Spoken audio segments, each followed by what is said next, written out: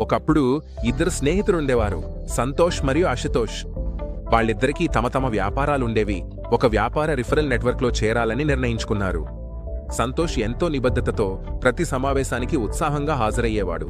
ఇతర సభ్యులతో నమ్మకం, విశ్వసనీయతను నిర్మించేవాడు. ఇంకోవైపు అశుతోష్ మాత్రం నిర్లక్ష్యంగా వ్యవహరించేవాడు. తరచూ సమావేశాలను మిస్ అవుతూ క్రమశిక్షణ లోపించేవాడు. కాలక్రమేణా సంతోష్ చేసిన ప్రయత్నాలు ఫలితాన్నిచ్చాయి. తాను పెంచుకున్న సంబంధాల వల్ల సంతోష్కు నిరంతరంగా రిఫరల్స్ రావడం మొదలయ్యింది. వ్యాపారం కూడా అభివృద్ధి చెందింది.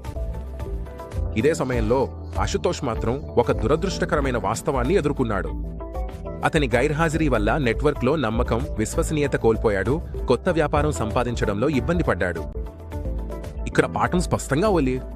ఒక నెట్వర్క్లో చేరడమే సరిపోదు.